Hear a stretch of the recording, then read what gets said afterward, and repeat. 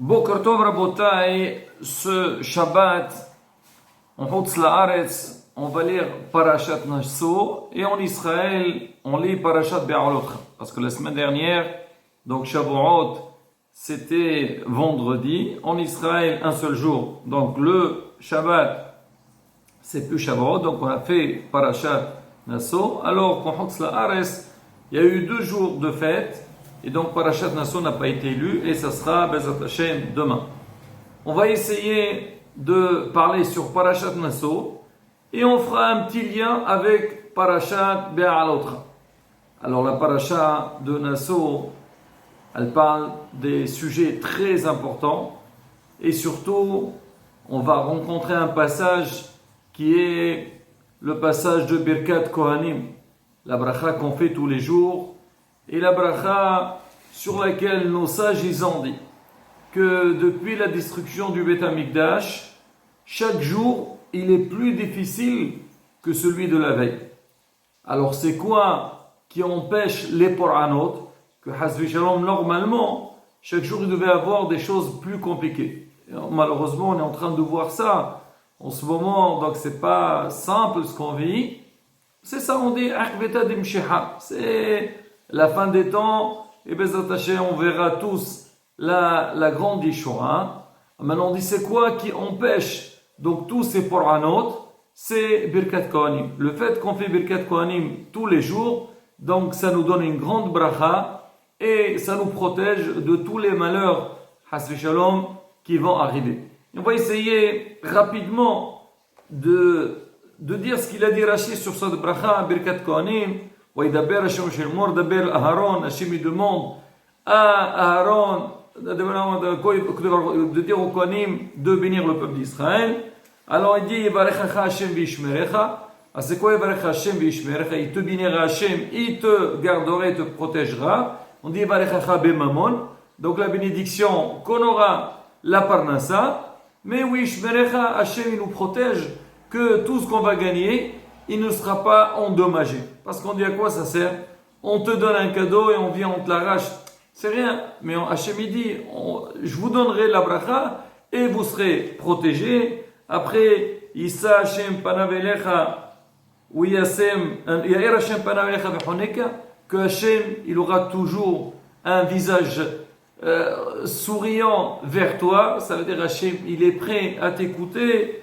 Yair Hashem panav elecha v'yasem lecha shalom. Donc, yitelecha hen. Hashem yichbosh et ka'aso. Hashem, il s'énerve pas contre toi, même si hasbi shalom, l'homme, il fait des choses qui sont pas bien. Malgré tout, Akash Baruch il est erech hapaim. Il attend que la personne se corrige et elle aille dans le bon chemin. Donc, tout ça, Rabotai. Donc, on voit, c'est une bénédiction qui est très importante. Et c'est pour ça que, bon, la halakha, elle parle beaucoup, et bien sûr pour les amateurs des brachot demain, donc il faut savoir que c'est un passage qui est très très important. Ça c'est, on va dire grosso modo, la Birkat Kohanim. Mais la question qui se pose, maintenant, qu'est-ce qu'on voit à travers cette bracha? Que Akadosh Baruch Hu, il veut que le Ham Israël, il soit béni. Et là, qu'est-ce qu'il fait? Il passe par les Kohanim.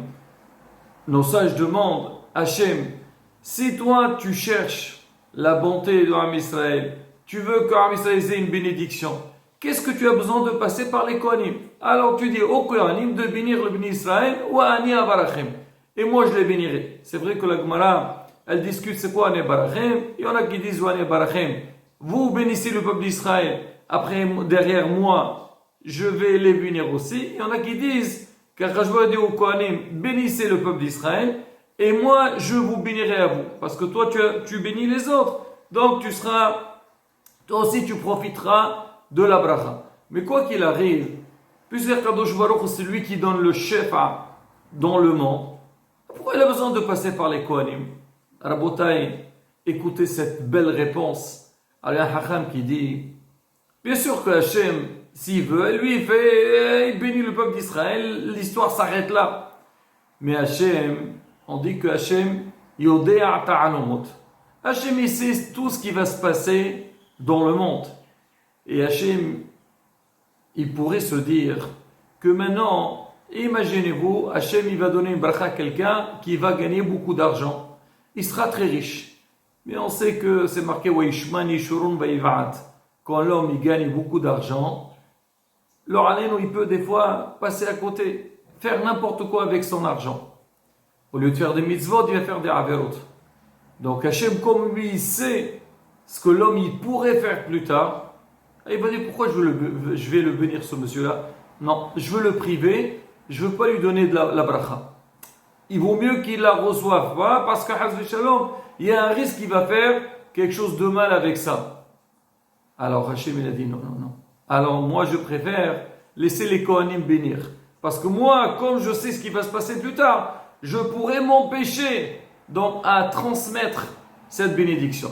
Les Kohanim, eux, ne savent pas ce qui va se passer avec la personne. Eux, ils vont bénir. Qu'Hachem il donnera la bracha, la parnassa à la personne. Après la personne, ce qu'elle va faire avec, ils ne savent pas. Eux seulement, c'est une intermédiaire. C'est pour ça qu'Akadosh Baruch Hu, il a préféré laisser la bracha entre les mains des Kohanim. C'est eux qui bénissent le Ham Israël. Et derrière ça, l'homme, il a le choix. C'est ce qu'on dit. Akadosh Baruch Hu, il a donné le libre arbitre à l'homme. Il lui dit, écoute, moi voilà, je t'ai donné, j'ai mis devant toi le bon chemin et le mauvais chemin. Et c'est toi, tu fais ce que tu veux. C'est toi qui choisiras la vie. C'est toi qui choisiras le bon chemin. C'est pour ça qu'Hachem il a préféré que c'est les Kohanim qui bénissent le peuple d'Israël. Mais si on regarde bien, donc là on a parlé des brachot qu'il y a dans Birkat Kohanim, mais aussi des messages très importants. Et c'est toujours dans la vie, c'est ce qu'on dit nous, Ma'aseh Abosim Alabanim. Un homme dans la vie, chaque événement qu'il voit face à lui, c'est vrai qu'on est impressionné par l'événement lui-même, mais il faut être hacham de prendre le sang de chaque chose qu'on voit. Alors maintenant dans Birkat Kohanim, comment Hachem il a demandé aux Kohanim de bénir au peuple d'Israël? Il leur a dit Côté Barachot ben Israël. Si on demande à n'importe qui comment on fait une bracha, et tu dis c'est quoi une bracha?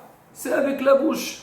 Hachem Sevat Tiftah, donc les Kohanim, eux, a priori, leur travail c'est bénir le peuple d'Israël en faisant la bracha. Donc la bracha se fait par l'intermédiaire de la bouche. Mais on voit qu'il n'y a pas que ça. C'est marqué que les Kohanim, eux, ils vont bénir, ils vont exprimer la bénédiction, mais ils doivent aussi lever les mains. Comme c'est marqué, Wayissa Aaron et Kapar. C'est ce qu'on voit. Qu'on voit les Kohanim monter au Dochan pour faire Birkat Kohanim, ils lèvent les mains. Alors maintenant, on dit, mais pourquoi c'est partagé en deux? Vous allez bénir. Bénissez-les. C'est quoi ce Unyan? Donc, de passer par les mains en faisant la bracha. Alors là, Rabotai, Hachamim, ils disent, on apprend quelque chose de très important. C'est qu'on voit dans la vie, on va dire des fois, pas tout le temps, des gens, vous les voyez faire des discours exceptionnels. Il faut faire. Et donc, des fois même, ils nous donnent des solutions. Ils font des projets. Mais le Haleinu, quand on arrive à l'action, tu les vois pas, ces gens-là. Tout reste au niveau de la bouche. Pas plus que ça. Il y a la parole, mais il n'y a pas d'action. Et bien le Kohen, il nous dit, Hachem plutôt, il dit au Kohen, au Kohanim, regardez, moi je ne veux pas que vous fassiez seulement la bracha. C'est vrai, c'est important, votre paix, votre bouche à l'Ekhdusha, mais il faut aussi que vous passiez à l'action. Alors l'homme, parce que l'homme, s'il ne passe pas à l'action, à quoi ça sert tout ce que tu es en train de parler? Et c'est pareil aussi dans Avodat Hashem. L'homme, il veut prendre des bonnes initiatives, il veut faire des choses, oui, moi je ferai, mais une fois qu'il arrive, il est face à l'action, là, tu le vois, il ne bouge pas. On te dit non, c'est pas comme ça que ça marche. Il faut passer à l'action. C'est ce que nous, à Misek, quand on a reçu la Torah, c'est marqué Na'aseh v'nishma. C'est vrai, c'est quoi Na'aseh? On fait, après on essaie de comprendre. Mais Hachamim, ils disent, dans le Na'aseh v'nishma, il y a aussi autre chose. Il y a la réflexion, mais il faut aussi passer à l'action. Si l'homme ne passe pas à l'action, à quoi ça sert? Tu rêves tout le temps? Ça passe pas. Il faut avancer. Et Bémet, ce qu'on va essayer de faire un petit lien avec Parashat Be'alotcha. À la fin de Parashat Nasso, alors, Be'ezrat Hashem, on verra demain, donc il y a les korbanot que tous les lycéens ils ont amenés. Chacun, Yom Rishon, Bechole, Bechole. Rashi, il dit que dans Parashat Be'alotcha, il dit, la Torah dit, Hashem dit à Aaron, lui, il va allumer la menorah dans le Mishkan. Rachid dit, pourquoi on a juxtaposé l'allumage de la menorah dans le Mishkan avec les korbanot des Nissim? Alors Rachid répond, il dit parce que Aaron HaKohen, il a vu que tous les Nissim, ils ont amené, tous les Shvatim, tous les tribus, ils ont amené, ils ont approché un korban, et les Shevet Lévi n'ont rien amené. Donc Aaron, il vient de Lévi. Hal Shada'to, il n'était pas bien ici. Si Hachem ne m'a pas demandé, certainement, j'ai un défaut. Hachem, il a dit, Aaron, calme-toi, ne t'inquiète pas. Shelcha, ce que toi tu vas faire, elle est plus grande que les autres. C'est quoi? Il a dit, toi, tu vas allumer la menorah. Eux, ils ont fait une fois le korban. Mais toi, la menorah, tous les jours, tu vas l'allumer. Ça veut dire, c'est plus grand. Il y en a qui disent que le règne de l'allumage de la menorah, c'est plus tard. Il va avoir Hanouka, c'est quelque chose, malheureusement, aujourd'hui, on n'a pas le Beit HaMikdash. Mais l'allumage, donc, il se fait tous les ans. Mais il y a Morana Rabbi Binyamin Cohen, le père de Rabbi Hananel, Shem Shurim B'Hayim. Alors, il m'a dit un petit hidouche. Il a dit, regardez ce qui est marqué dans ça. Beha alot echat anorot. Regardez le mot be'alotra, on va le couper en deux. Il y a betehe. Il a dit, c'est quoi ta aula à toi? C'est quoi ton korban? Toi, toi le Kohen. Bah, c'est quoi bah? C'est Birkat HaKohanim. C'est que toi, tu vas voir quelque chose qui est très puissant, qui est très grand, que tous les jours, tu vas bénir le Klal Israël. Et ça, Rabotai, justement, ça le méchant, Kadosh Baruch Hu, il dit, l'homme est kaper secha kol beria. Non, toi, quoi, il a vu que le Kohen n'était pas bien. On te donnera. Et ça, c'est un message pour nous aussi dans la vie.